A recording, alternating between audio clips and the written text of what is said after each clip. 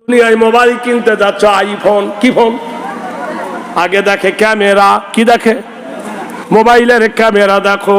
আল্লাহ বলছে ওয়ালাহুম আয়ুনুল্লাহি ইবসিরুনা বিহা, তোর মায়ের পেটের ভিতরে আমি তোর দুটো ক্যামেরা বানিয়ে দিলাম। তোর চোখ দুটো কত বড় ক্যামেরা দেখ, এই দুটো না থাকলে জগৎ অন্ধকার। তোর মা তোকে কত সুন্দর করে সাজায়, এইখানে একটা টিপ দেয়, কেন? নজর লাগবে, এ দেয় না? আল্লাহ বলছেন তোর মা একটা টিপ দিয়েছে নজর লাগার জন্য। বান্দারে, তোর যাতে নজর না লাগে আমি তোর দুই চোখে দুটো কালো টিপ বসিয়ে দিয়েছি। মোবাইল কিনতে গেলে কানে লাগাই হেডফোন, ইয়ারফোন, আগে কিনা? আল্লাহ বলছে এই কানটা আমি আল্লাহ তোর মায়ের পেটের ভিতর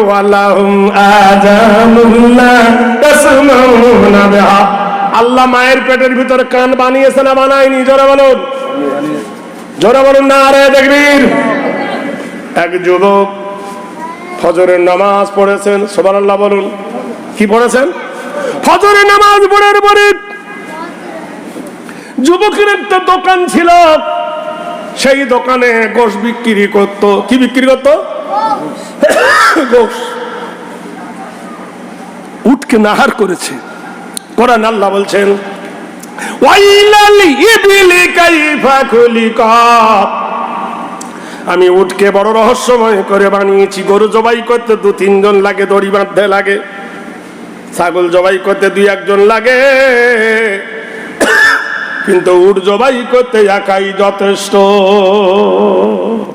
শোয়াতে হয় না, বসাতে হয় না, বাঁধতে হয় না। হুলকুমে বড় দাও, নাহার খুন বাইয়ে দাও, জবে হয়ে গেল। এ যুবক তরুণ মানুষ উটের ভজালিতে পিঠ ভরেছে, বার করে নিয়েছে, পেশাব ফিরতে গেছে দুটো দোকানের গলিতে। পাশের দোকানের এক যুবক চিৎকার করে বললে বাঁচাও বাঁচাও বাঁচাও না সুখ তাবিব, আমাকে বাঁচাও বাঁচাও, আত্রিকারান্না মাতা ফিল করা, আমাকে মেরে ফেললো, বাঁচাও। আচ্ছা, পাশের গলিতে যদি কেউ চিল্লায় পেশাব ফেরা হবে? ও ছুটেছে, হাতে ভজালিটা ভুলে গেছে, হাতে রক্ত ভজালিটাও আছে। ছুটে গিয়ে দিল একটা যুবকের কে গলা কেটে দিয়েছে। ছুটে গিয়ে বুকে জড়িয়ে ধরে কোলের ওপর মাথা তুলে বললে বাঁচাও বাঁচাও বাঁচাও।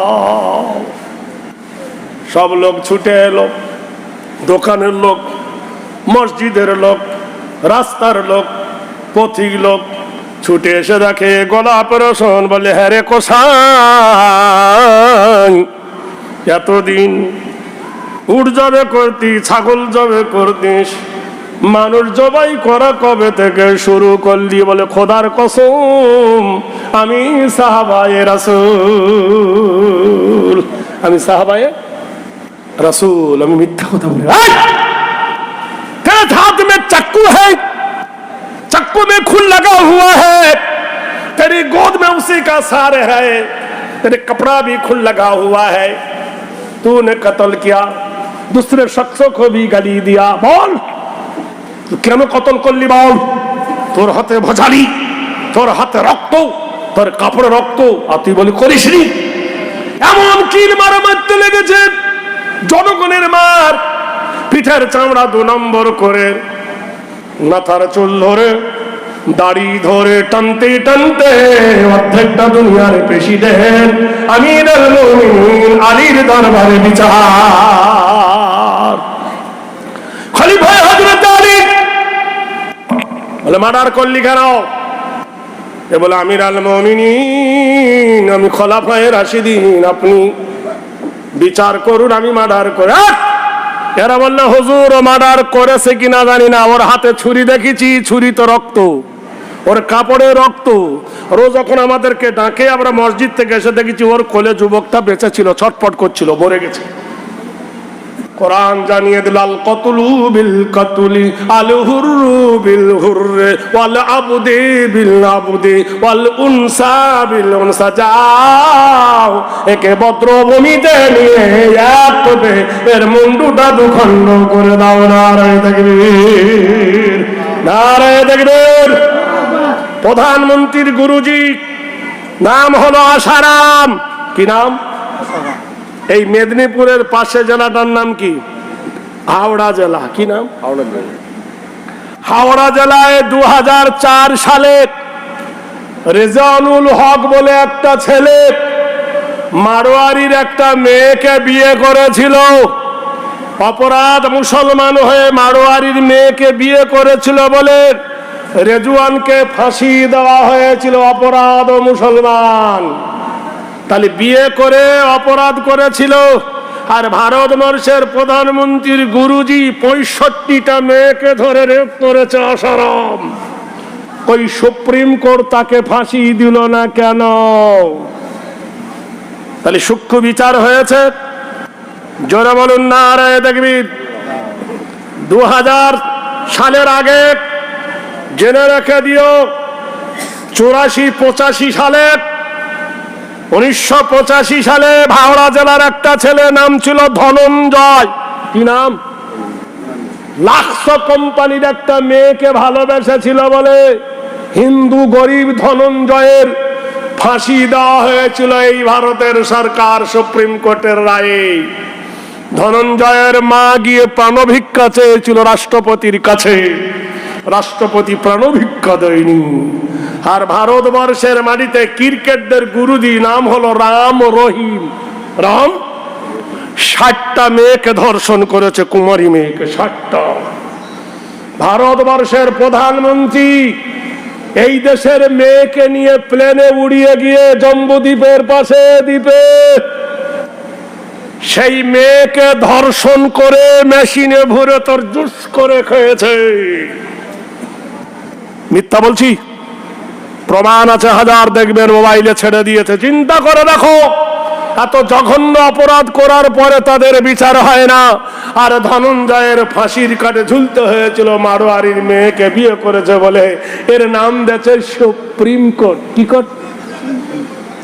360 ধারা কারফিউ জারি, যেখানে যে সুপ্রিম কোর্টে পিঁপড়ে প্রবেশ করতে পারবে না, সেই সুপ্রিম কোর্টের রায় অমান্য করে শিবসেনা আল্লাহর মসজিদ বাবরি ভেঙে ফেললো। তখন পুলিশগুলো কি নাকে তেল দিয়ে ঘুমাচ্ছিল? আমি বাংলাদেশে সেদিন গিয়ে বললাম, বাংলাদেশের বর্ডারের ধারে বাংলাদেশের পুলিশ, ইন্ডিয়ার পুলিশ পাহারা দেয়। বাংলাদেশের গরুগুলো, ইন্ডিয়ার গরুগুলো বাংলাদেশে আসে কি করে? মিলিটারিরা কি বিএসএফ নাকে তেল দিয়ে ঘুমায়? ইন্ডিয়ার সাউথ ইন্ডিয়া শাড়ি ঢাকায় এসে বিক্রি হয় কি করে? পেঁয়াজ আলু রসুন আসে কি করে? নাকে তেল দিয়ে ঘুমায়। তার মানে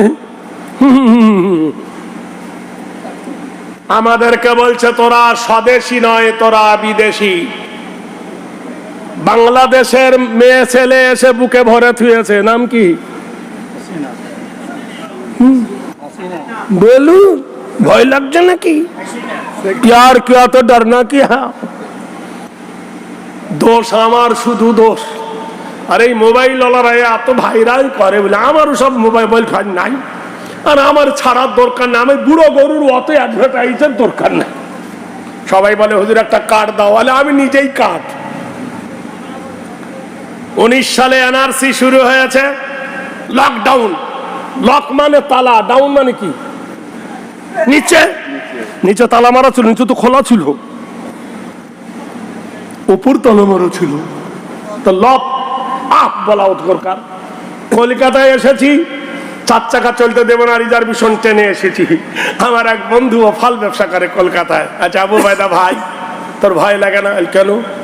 তোর এত বড় বড় দাড়ি, পাঞ্জাবি জামা, তোর ভয় লাগে না? কিসের ভয় রে? ভয় তো জয় করে ফেলিছি আমরা, ভয় করলে চলি। বলে খুব ভয় হয় তোকে নিয়ে, মোবাইলে দেখি তো, তুই যা বলিস আবার ডাইরেক্ট তীর মারিস। আচ্ছা মারবো না, তাকে শুয়ে ঘুমাবো? বলছে আমার খুব ভয় হয়। এ বোকা, আমার ভয় নাই। আর দুনিয়া সিজনুল লিল মুমিনিন, মুমিনদের জন্য দুনিয়া কয়েদিখানা। নারায়ে তাকবীর, সুবহানাল্লাহ বলুন, জোরে বলুন। বলছে তোর ভয় নাই? না। কেন? তুই আর আমি যদি একসঙ্গে মরে যাই ট্রেনের উপরে, আমার লোকেরা আমাকে দেখবে, আমার দাড়ি আছে, টুপি আছে, পাঞ্জাবি আছে, আমাকে দেখে কবর দেবে, পোড়াবে না।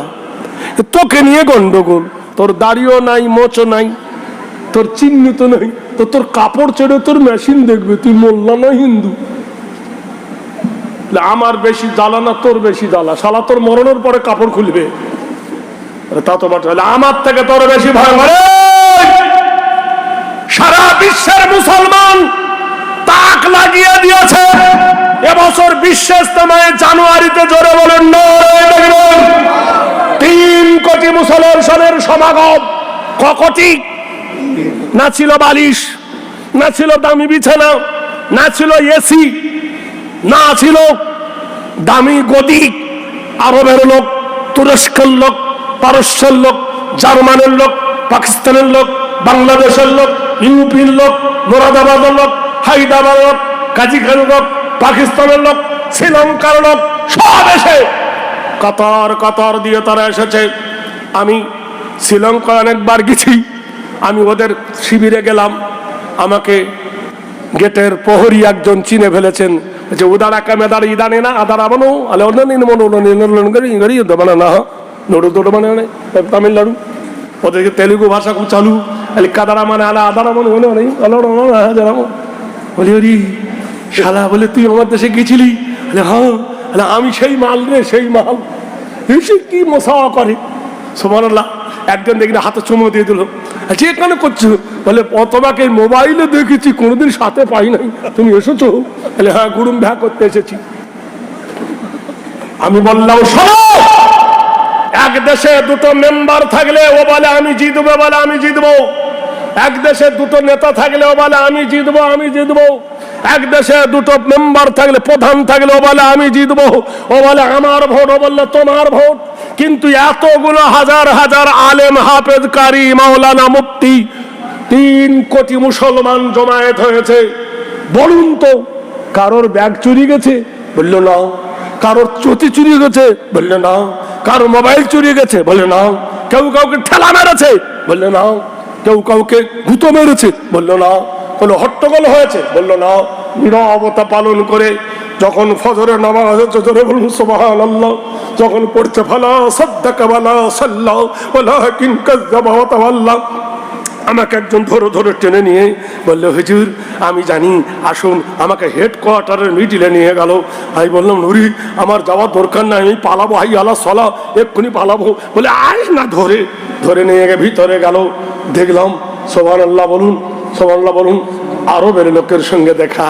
আসসালামু আলাইকুম কাইফা ইয়াল হাকি আল্লাহ।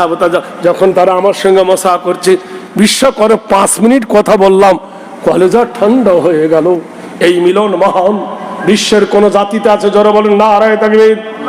অমিত শাহ লিখেছেন, ভারতবর্ষের মাটিতে কোন মন্দির, কোন মসজিদ, কোন গির্জা এত কুইক টাকা কাঁড়ি হয় নাই।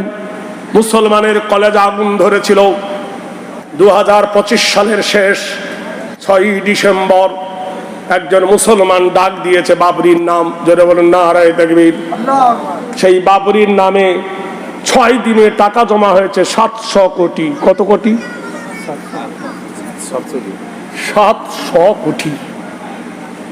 তাহলে মুসলমান আছে না নাই? সুবহানাল্লাহ বলুন, জোরে বলুন নারায়ে তাকবীর। আমি বললাম এই ইতিহাস দেখতে চাইছো, অপরাধ লিও না, আমরা বিদেশি না স্বদেশি প্রমাণ করো। মুর্শিদাবাদের মাটিতে একজন আছে, তার নাম হল অধীর রঞ্জন চৌধুরী। হাত দিচ্ছে আবার, দেখছেন আসল জায়গা, নাম হলো অধীর রঞ্জন চৌধুরী। সে বাংলাদেশি, বাংলাদেশ থেকে এসে হলো স্বদেশি। মিঠুন চক্রবর্তী বাংলাদেশি, ভারতে এসে হলো স্বদেশি। প্রণব মুখার্জি বাংলাদেশি, ভারতে এসে হলো স্বদেশি। মনমোহন সিং বাংলাদেশি, ভারতে এসে হলো স্বদেশি। অঞ্জু ঘোষ বাংলাদেশ, ভারতে এসে হলো স্বদেশি। কুমার শানু বাংলাদেশ, ইন্ডিয়া এসে স্বদেশি। আদবানি পাকিস্তান, ভারতের স্বদেশি। অটল বিহারী পাকিস্তান, ভারতে এসে স্বদেশি। সোনিয়া গান্ধী ইতালি, ভারতে এসে স্বদেশি। রবীন্দ্রনাথ বাংলাদেশ, ভারতে এসে স্বদেশি। জ্যোতি বাসু বাংলাদেশ, ইন্ডিয়া এসে স্বদেশি। বুদ্ধ বাবু বাংলাদেশ, ইন্ডিয়া এসে স্বদেশী, আর আমরা ভারতে জন্ম নিয়ে আমরা নাকি বিদেশি। আরেকটা বলবো, লোকে হাসবে সিঙ্গাড়ার ভিতরে আলু ঢুকলো কি করে, চিন্তা করে দেখো। এই নিয়ে ভাইরা নারায়ে তাকবীর, স্বাগতম স্বাগতম। আমার ইয়াসির ভাইয়ের আগমন চলে এসেছে ইনশাআল্লাহ। তাহলে আমার সময়ের পালা শেষ হয়েছে, আমি তো ভাইয়ের অপেক্ষায় ছিলাম। ওনার আব্বা বাংলার একজন গৌরবময়, আপনারা জানেন। আমার জীবন ঠান্ডা করা একজন বক্তাকে আমি শ্রদ্ধা করি, বাপ আমাকে বেটা বলে ডাকে, ভাই জানে। ভাই তো আমার থেকে অনেক ছোট, আমার ওস্তাদ সমতুল্য তিনি। ওনার জীবনের কথা আমি দেখেছি, ওনার জীবনে এত কঠোর উনি জবাব দিতে পারেন। গাজল থানায় আহলে হাদিসরা একটা প্রশ্ন করেছেন, শুধু বলেছিল তোমরা হানাফি, হুজুর বললেন তোরা যে সালাফি। সালা বেলের দিয়ে কাটেনি, তরোয়াল দিয়ে কেটেছিল সেদিন। যাই হোক, ওনার যোগ্যতম আমার ছোট ভাই এসেছেন, আমি বেশিক্ষণ সময় নেব না, 2 মিনিট কথা বলছি। আমার কাছে একটা বই আছে, বইটায় 25টা নবীর জীবনী আছে। কোন নবী কত বছর বেঁচে ছিলেন, কোন নবীর বয়স কত, আমার কোন নবীর নাম কোরআনে কত জায়গায় আছে। বইটার নাম হলো কল্পলোকের গল্প নয়। আর একটা বই আছে আলিফ থেকে ইয়া পর্যন্ত, মানে ওয়া থেকে চন্দ্র পর্যন্ত